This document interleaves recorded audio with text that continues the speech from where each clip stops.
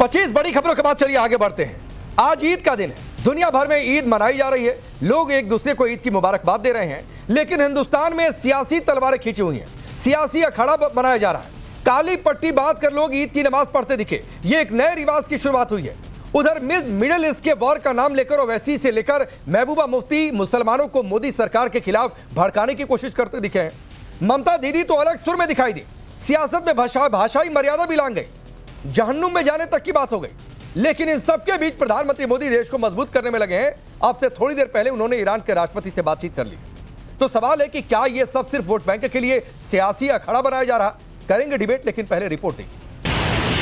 Middle east में war चल रहा, आज 22वां दिन है। इस बीच दुनिया भर में ईद मनाई जा रही। हालांकि युद्ध में शामिल इस्लामिक मुल्क ईद नहीं मना रहे, तो वहीं दूसरी तरफ हिंदुस्तान में एक अलग ही जंग छेड़ने की कवायद चल रही, और वो ये कि वॉर का नाम लेकर भाईजान हिंदुस्तान के मुसलमानों को मोदी के खिलाफ भड़काने में जुटे। असर ये दिखा कि देश में कई जगहों पर ईद की नमाज में लोग काली पट्टी बांधकर विरोध करते दिखे। सवाल है कि मिडिल ईस्ट के जंग में भाईजान का क्या काम? सवाल ये भी कि काली पट्टी वाला नया रिवाज शुरू हो गया क्या? कभी फिलिस्तीन का नाम लेकर तो कभी लेबनान के नाम पर। क्या ये सब सिर्फ इसलिए किया जा रहा ताकि मुसलमानों को भड़काया जा सके और वोट बैंक के लिए तुष्टीकरण का खेल करने में आसानी हो? क्या बंगाल चुनाव की तारीख आ गई, इसीलिए भड़काऊ भाईजान एक्टिव मोड में आ गए और इसीलिए देश के मुसलमानों को मोदी के खिलाफ बरगलाने में जुट गए? ईद से एक दिन पहले नमाज़े जुमा के मौके पर मक्का मस्जिद से ओवैसी ईद की मुबारकबाद से ज्यादा केंद्र सरकार पर हमला बोलते दिखे। तो सवाल है कि दस्तूर चाहे जो भी हो, असली मकसद सिर्फ और सिर्फ वोट बैंक को चमकाना है।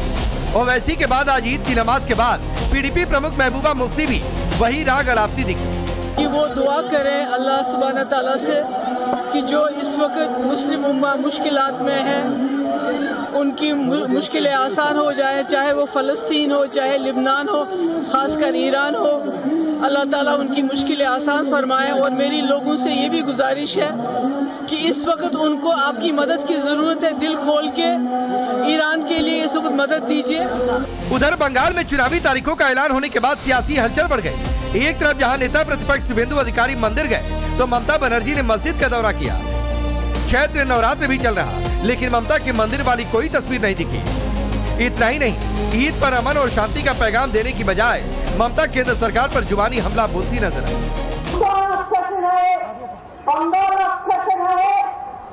बंगाल को टारगेट करे वो जहन्नम में जाए। खुदी को पर गुलाम दिखना, खुदी को पर गुलाम दिखना, हर तब्दील से पहले थोड़ा बंदे से खुद पूछे, बता तेरी इरादा क्या है? हमारा इरादा एक ही है, बीजेपी हटाओ, देश बचाओ। ममता बनर्जी के हमले पर बीजेपी ने करारा पलटवार किया। बंगाल के नेता प्रतिपक्ष शुभेंदु अधिकारी ने ऐलान कर दिया कि इस बार बंगाल में सनातन जीतेगा। बंगाल में लहर चल रहा है, परिवर्तन का लहर। ये सनातन जीतेगा, सनातन जीतेगा। इस बार बहुत अत्याचार किया बांग्लादेशी मुसलमान घुसपैठिया घुसा के बंगाल में लाभ जिहाद, लैंड जिहाद, वोट जिहाद, और हमारी 6000 गाँव में सांख बजाना बंद कर दिया। ये जमाती का हाथ में जा रहा है। इस बार राष्ट्रवादी जनता, सनातन जनता हमारी संस्कृति को रक्षा करने के लिए, धर्मीय संस्कृति को बनाने के लिए एकजुट होकर इस बार परिवर्तन करेगा। पश्चिम बंगाल में अगले महीने चुनाव है, जोर आजमाइश शुरू है। चुनावी समर में इस बार बीजेपी टीएमसी के अलावा ओवैसी और हुमायूं कबीर वाला फैक्टर भी है। तो क्या इसीलिए ममता और ओवैसी मुसलमानों को उकसाकर अपने वोट बैंक को बचाने के लिए कोई भी मर्यादा लांघने को तैयार है? Bureau report, times now of Bharat. तो चलिए आपने रिपोर्ट देखी। मैं आपका परिचय आज के मेहमानों से करवाता हूं। शाजिया इल्मी भारतीय जनता पार्टी के नेता और प्रवक्ता, अमितोष पारिक बीएसपी के नेता और प्रवक्ता हैं, बादल देवनाथ जी पॉलिटिकल एनालिस्ट हैं, टीएमसी का पक्ष रखते हैं, जगदीश शर्मा जी कांग्रेस पार्टी के नेता हैं, हाफिज नूर अहमद अजहरी है state president Muslim personal law board of India के। आप सबका बहुत बहुत स्वागत और आप लोगों को ईद की मुबारकबाद भी। अब अजहरी साहब, पहला सवाल आपसे, ईद का दिन तो कम से कम आपको नहीं लगता है कि सियासत के लिए, सियासी अखाड़ा बनाने के लिए आज का पावन दिन ये छोड़ देना चाहिए था? देखिए, सियासी अखाड़ा तो किसी को भी नहीं बनाना चाहिए, किसी भी त्योहार, यही नहीं किसी भी त्योहार। ईद पर अगर एक प्रदेश की मुख्यमंत्री अगर बधाई देने पहुंची हैं, बधाई दी है, तो इस पर किसी को परेशान नहीं होना चाहिए। दूसरी जगहों तो पे तो अगर राम मंदिर की प्राण प्रतिष्ठा हो रही है, वो प्रधानमंत्री करने के लिए जा रहे हैं। अगर धर्म ध्वजारोहण हो रहा है तो वो प्रधानमंत्री कर रहे हैं, तो अगर ममता बनर्जी चलेगी, उनमें इतनी क्षमता है, वो तो अपने किसने कहा कि ममता बनर्जी के ईद की मुबारकबाद जाकर देने से दिक्कत है? ये मैंने कभी कहा, ये सवाल किया क्या आपसे कि ममता बनर्जी एक कार्यक्रम में गई, ईद की मुबारकबाद दी, इसको लेकर कोई दिक्कत है? सियासत का मतलब क्या है आपका? सियासत का मतलब बहुत कुछ है सर। ईद की मुबारकबाद देने गई, ईद की मुबारकबाद देती, लेकिन वहां से अगर बीजेपी को हटाना है तो यह सियासत हो गई। ईद की नमाज पढ़ने जा रहे हैं, ईद की नमाज पढ़ते, लेकिन एक नई रवायत शुरू हुई है कि काली पट्टी बांधी जा रही। तो कई लोग ये सवाल सोशल मीडिया पर पूछ रहे हैं कि इबादत में क्यों सियासत? देखिए, जो लोग काली पट्टी बांध रहे हैं उनका हमने विरोध किया है।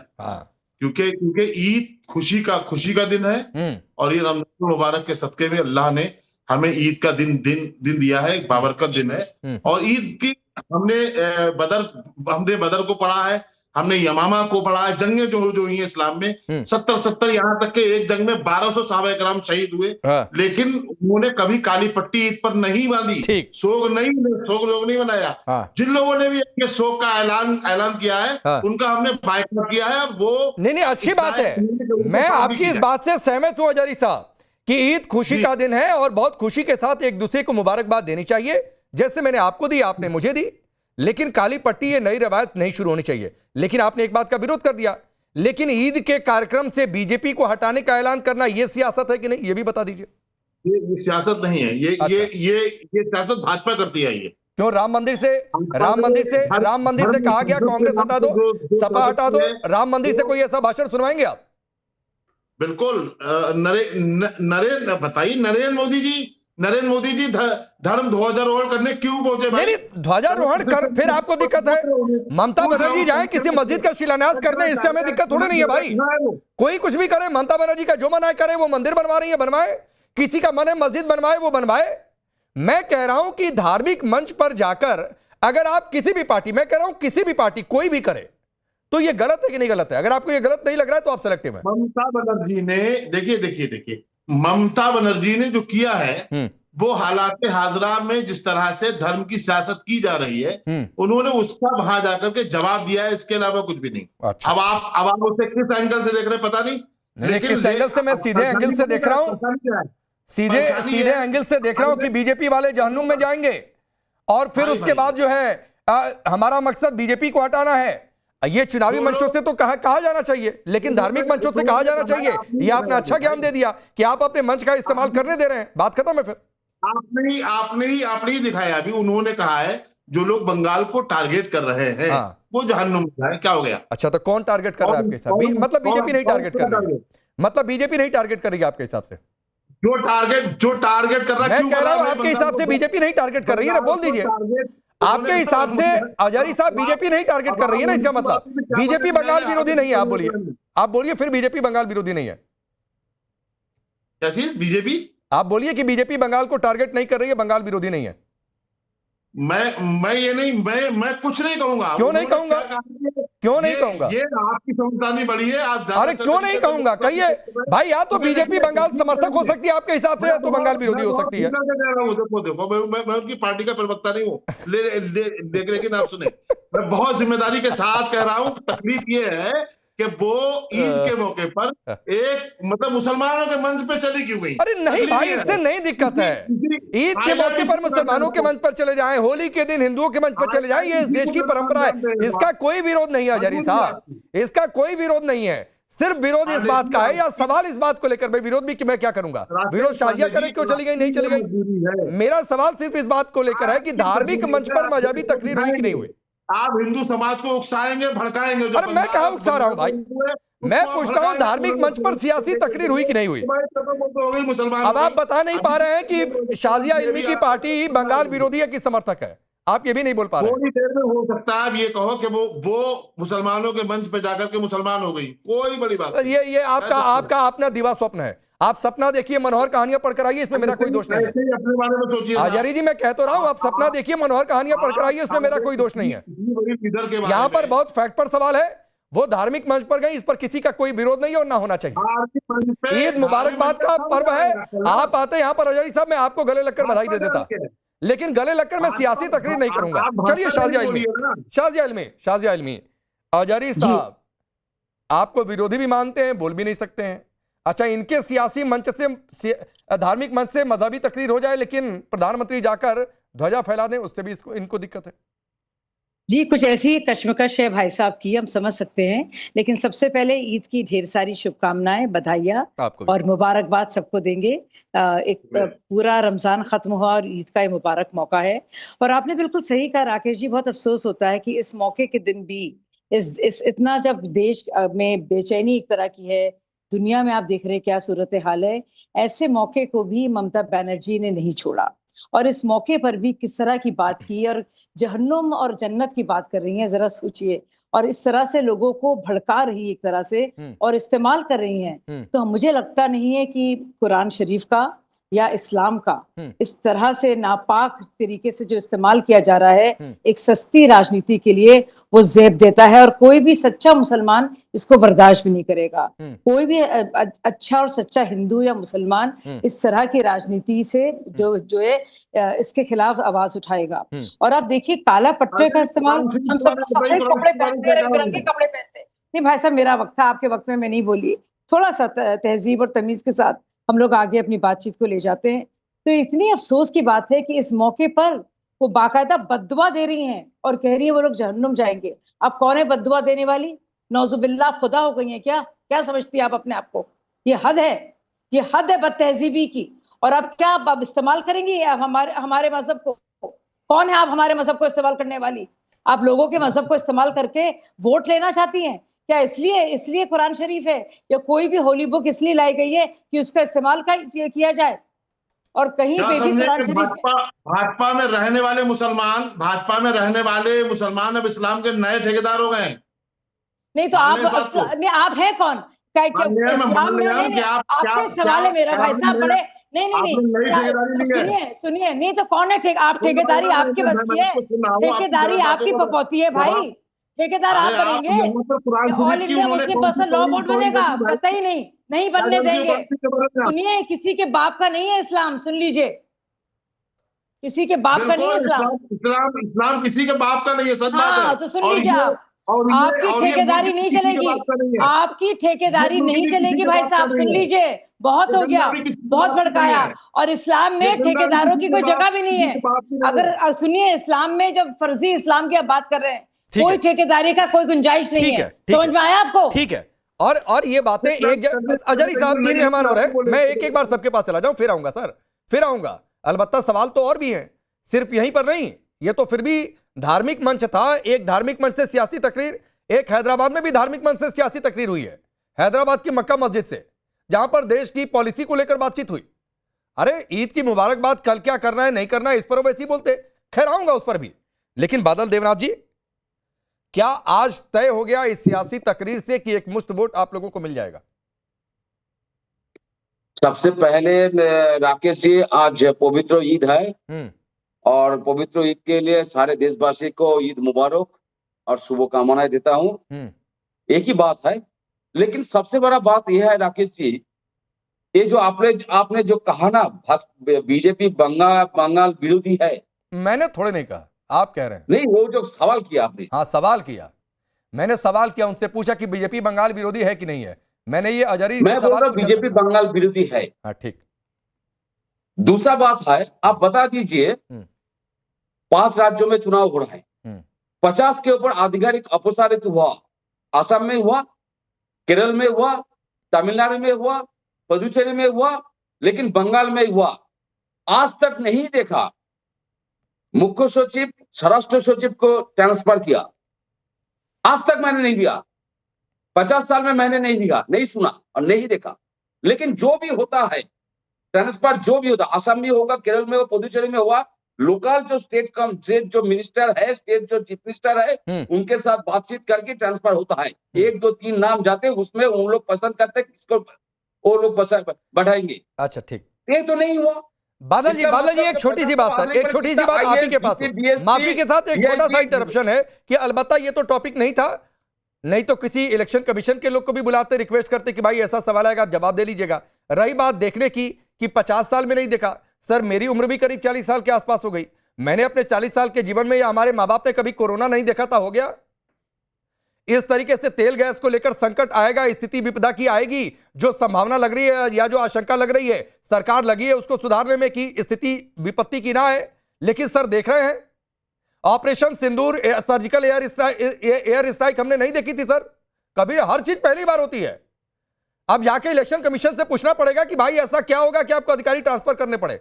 मैं फिर कह रहा हूं अधिकारी ट्रांसफर पर मैं डिबेट नहीं कर रहा हूं, आपने एक बात कही थी, मैंने उसका काउंटर दिया। मेरे सवाल पर सर लौट कर आइए, और मेरा सवाल यह है कि धार्मिक मंच से सियासी तकरीर आज आप लोगों ने की है, बीजेपी के लोग आपके शब्दों में, चूंकि आपने कहा कि बीजेपी बंगाल विरोधी तो वो जहन्नुम में चले जाएं, ये आप लोग धार्मिक मंच का इस्तेमाल आप लोग कर रहे हैं। आपका जो सवाल है उसमें ही मेरा आंसर है। आप सुनना नहीं चाहते। अच्छा, मैं जो बंगाल विरोधी का बात जो कहा, आप बता दीजिए स्वामी विवेकानंद को वो स्वामी नहीं कह सकते, रविन्द्रनाथ टैगोर को कवि गुरु नहीं कह सकते, ऋषि अरविंद को जानते नहीं है, बंकिम चंद्र चट्टोपाध्याय जो वंदे मातरम लिखा है उसका नाम भी नहीं जानते, भाजपा के सेंट्रल गवर्नमेंट सेंट्रल मिनिस्टर नहीं जानते। तो इन लोगों को क्या बंगाल विरोधी नहीं बोलूंगा, क्या बोलूंगा? ईश्वर चंद्र विद्यासागर जो ओआ ककर सिखा, व्यंजन मनो सिखा, उसको ईश्वर चंद्र विद्यासागर मूर्ति तोड़ते, तो क्या बोलूंगा इन लोगों को? और दूसरा बात है जो आज ममता दीदी का बात हो, तो ममता बनर्जी है। आज नहीं, हर साल ईद के दिन वो जाते हैं रेड रोड में और ईद के शुभकामना मुबारक देते हैं और सबको बोलते हैं। और वो जो एसआईआर का जो चक्कर में वो बंगाल में 100 के ऊपर जो मर गए, जो हिंदू है मुस्लिम है, सब हिंदू मुस्लिम, जो कुछ महिला भी हो मर गया इस तरह का आतंक में, तो आप क्या सकते हैं, क्या कर सकते, क्या बोलेंगे इसको? इससे तो शांति रूप से बादल देवनाथ जी, मैंने फिर कहा भाई ममता बनर्जी चली गई उस मंच पर, इससे दिक्कत थोड़ा नहीं है किसी को, और होनी भी नहीं चाहिए। आपको बीजेपी को बंगाल विरोधी कहना है, आप बोलिए, उससे भी मुझे दिक्कत नहीं है। ये आप सियासी दलों का काम है एक दूसरे को आरोप प्रत्यारोप करते रहना, उससे भी मुझे दिक्कत नहीं है। आप बीजेपी को जो मना है वो बोलिए। मैंने तो सिर्फ अमितोष, मेरा तो सिर्फ एक लाइन का सवाल था बादल देवनाथ जी से कि भाई धार्मिक मंच का इस्तेमाल सियासी मकसद के लिए हुआ और वहां से ये कहा गया कि ये फलाने जहन्नुम में चले जाएं, वहां से ये कहा गया कि भाई बीजेपी को हटाना ही मकसद है। मेरा तो सिर्फ सवाल है कि धार्मिक मंच का इस्तेमाल आपने सियासी मकसद के लिए। आप बता दीजिए जहन्नम का मतलब क्या है? कुछ और होता है क्या? जी राकेश भाई, और होता है क्या जहन्नुम का मतलब? राकेश भाई देखिए, जब मैं अपनी बात रखूं मुझे पूरा भरोसा है। जहन्नुम का मतलब स्वर्ग होता है। मैं बोल रहा हूँ जहन्नम का मतलब क्या है? मैं पूछता हूँ दोनों मुस्लिम, मैं पॉलिटिकल, दोनों मुस्लिम पैनलिस्ट यहाँ पर बैठे हैं, तो इनको पूछे जहन्नम का, जहन्नम आप ही बता दीजिए सर, आपकी परिभाषा। हम लोग स्वर्ग का नर्क कहते, हम लोग स्वर्ग और नर्क कहते, इसका मतलब क्या है?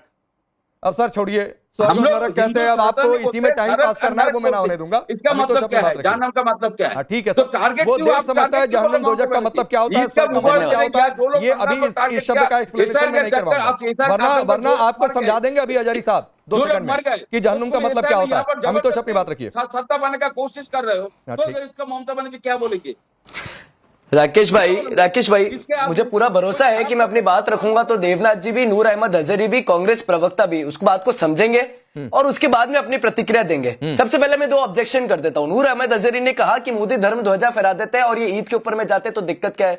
तो आर्टिकल 25 के अंदर में हर जने को अधिकार है अपने धर्म की ध्वजा फहराने का, चाहे वो चादर फहराते हो, जब अजमेर दरगाह शरीफ पे चादर जाते तब इनको ऑब्जेक्शन नहीं होता। दूसरा, बंगाल के अंदर में जहन्नुम से कंपेयर करना बात बहुत स्पेसिफिक और बहुत डायरेक्ट मैसेज है। जिस तरह से मंदिर तोड़े जाते हैं, दुर्गा विसर्जन को 2016-17 में रोका गया था, जिस तरह से दुर्गा की मूर्ति को लेके गए थे, जिस तरह से मुहर्रम के पहले काली चौक टाउन के अंदर में दुर्गा मंदिर को ब्लॉक करा गया था, जिस तरह से वहां पर दंगे हुए थे, जिस तरह से रामनवमी की मालदा में शोभा यात्रा रोकी गई थी, जिस तरह से 300 परिवारों के होते हुए पूरे 30 दिनों को लोगों को वहां पर दुर्गा विसर्जन नहीं करने दिया था, जिस तरह से वहां पर विश्वकर्मा पूजा को रोक दिया गया था, जिस तरह से वहां पर लगातार तरीके से एक हिंदू त्योहार के ऊपर में एक ट्वीट कर दिया जाता है अप्रैल 17, 2024 में ममता बनर्जी द्वारा, I appeal to maintain peace, prosperity and development for all, Ramnavami के समय पे। तो मुझे लगता है बहुत साफ तौर से स्पष्ट मैसेज है कि वहां पर वो डेमोग्राफिक कंडीशन की ही बात कर रही है, जानून साफ तरह से दर्शाता है कि कौन सी कम्युनिटी का वो लेकिन संबोधित हर साल यहाँ पर अब आती चौथी बात, होता है। जितनी तो कुरान में वर्ष नहीं होंगे रामनवमी काफिर के को दिन लेके, यहाँ उससे पर ज्यादा तो भाजपा ममता के बनर्जी ने लोग काफिर बोल दिया। हत्या आपको उदाहरण देता हूं मैं राकेश भाई,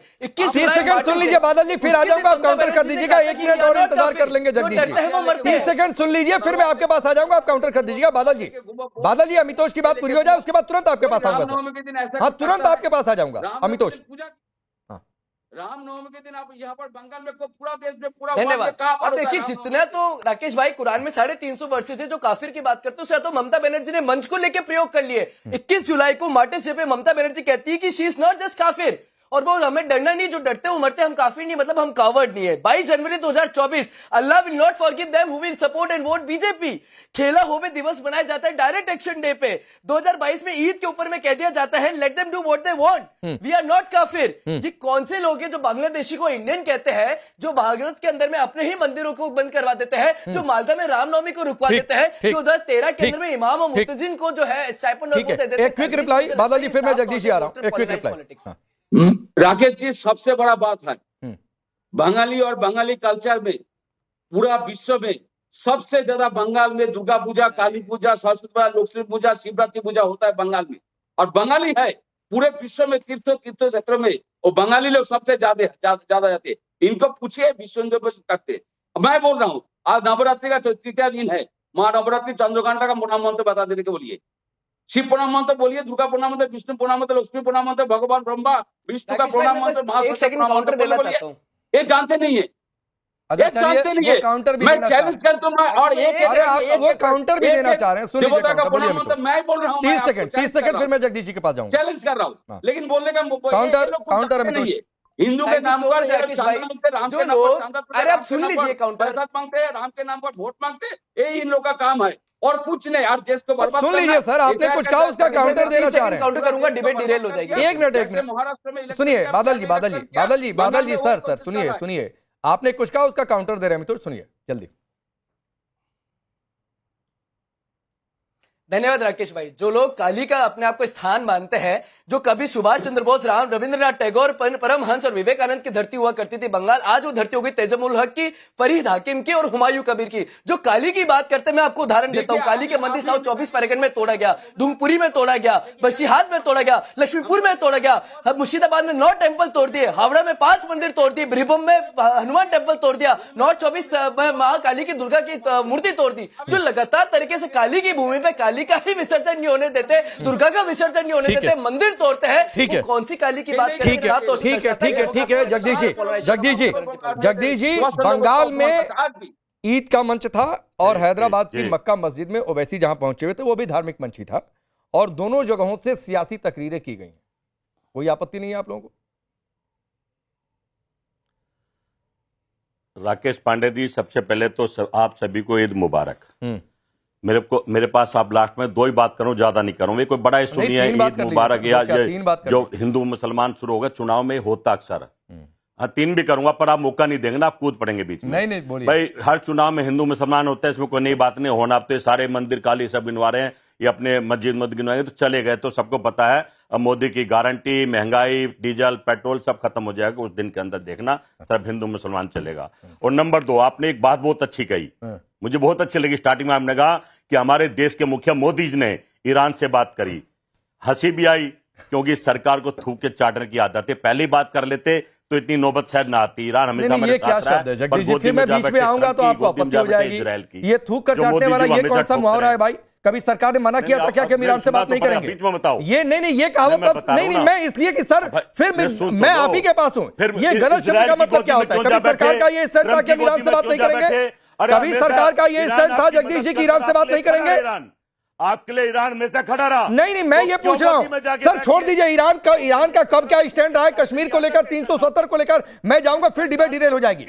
लेकिन क्या कभी सरकार का ये स्टैंड रहा कि हम ईरान से बात नहीं करेंगे? अगर ये स्टैंड रहा है, आप कोट कर दीजिए तो मैं आपकी कहावत को ठीक मान लूंगा, और अगर नहीं ये स्टैंड रहा तो ये आपकी लाइन फिर गलत है, आपकी लाइन फिर गलत है जगदीश जी। अब वो सही तो कह रहा हूं, वैसी ओवैसी से तो कह रहा है। हाँ। आप कह रहे मुसलमान से लेंगे नहीं, तेल भी लोगे, हाँ। उनसे भाषण भी लोगे, उनसे रोटी भी लोगे, ठीक। उनके पैर भी पकड़ोगे, ठीक। और यहाँ हिंदू मुसलमान मैं कुछ करोगे। कहना चाह रही हाँ थी शाहजी तुरंत आपके पास आ रहा हूँ, मुझे पता है, मैं आ रहा हूँ। 30 सेकंड दे दीजिए, आ रहा हूँ शाहजी। देखिए उनको ये देखिए, सरकार इस तरह की है। मुसलमानों को वोट बैंक मुझे बोलना पड़ेगा, चारे की तरह इस्तेमाल क्यों इजराइल से बात करी, पहले कर लेते भाई। मोदी से, जी से और भाजपा से सेंट्रल भाई, वेलफेयर पहले स्कीम्स सुन की लिए मैं बात मैडम, करूंगी। मैं सोचा अगर था 10 से बीच में 15 थोड़ी आबादी देर तक। मुस्लिम की है तो योजना में शाजिया मेरी रिक्वेस्ट है, जगदीश भाई सबसे आखिर में बोल रहे हैं, 30 सेकंड उनको और दे दीजिए, फिर मैं आ जाऊंगा। 30 सेकंड और दे दीजिए जगदीश जी। जगदीश जी आपको 30 सेकंड दे रहा हूँ सर, सुनिए आपको 1 मिनट दे रहा हूँ। जगदीश भाई सुनिए, आपको 1 मिनट दे रहा हूँ। मेरे को सिर्फ ये बता दीजिए, जो आपने कहावत कही वो तब फिट बैठ सकती है जब सरकार या बीजेपी के किसी नेता ने कहा हो कि हम कुछ भी हो जाए ईरान से बात नहीं करेंगे, तब तो वो कहावत ठीक बैठती है। अगर हाँ तो कोट कर दीजिए, आगे बढ़िए, बोलिए। भाई हाँ तो बिल्कुल ठीक है। अगर ये जो गैस, डीजल, पेट्रोल, गैस की किल्लत आ रही है, जो जहाज नहीं आ रहे हैं, वो ईरान की वजह तो नहीं आ रहे हैं। पहले इजराइल की भाई विदेशों में क्या हो रहा है, हमें क्या लेना, हमें भारत की बात करनी है। और भारत को किसी से दुश्मनी नहीं करनी है। अच्छा। हमने दोस्त भी दुश्मन बना दिए। ये भारत किसी के बाप का है क्या? शर्मिंदगी उठानी पड़ती है राकेश पांडे आपको भी और मुझे भी। ये नहीं, मैं नहीं शर्मिंदगी उठा रहा हूं। नहीं, मोदी तो आपको शर्मिंदगी हो रही होगी जगदीश भाई, आपको शर्मिंदगी हो रही होगी। आप अपनी शर्मिंदगी अपने पास रखिए, नहीं हो रही मेरे सिर पर मत थोपिए। किस तरह की आप अपनी शर्मिंदगी अपने सिर पर रखिए, मुझे मत थोपिए और भाषाई मर्यादा बनाकर रखिए सर। मैं फिर कह रहा हूं, ये चौक चौराहे की डिबेट नहीं है। ये दूसरी बार है कि आपने अपनी भाषाई मर्यादा तोड़ी है इस शो में। ये गलत कहावत दी और दूसरा एक शब्द का इस्तेमाल किया, मैं उस शब्द को यहाँ पर रिपीट नहीं करना चाहता हूँ। तो सर आप अपने घर में चौक चौराहे पर ऐसे बातचीत करते होंगे सर, मेरे शो पर आकर मत किया करिए, मैं आपको पहले बता रहा हूँ। अब शाजिया आप बोलिए। क्यों नहीं मोदी जी देखिए, आप ये देखिए सारी पार्टियां जो देखिए जिस तरह से अब भाई साहब, जगदीश भाई थोड़े तमीज से पेश आते हैं एक दूसरे के साथ। ईद का मुबारक मौका है। देखिए राकेश जी, आप देखिए, मैं सिर्फ फैक्ट्स पेश करूंगी और इनकी सारी इनको एक्सपोज करूंगी। बहुत मुसलमानों के लिए प्रेम उमड़ता है ना जब इलेक्शन पास होते हैं।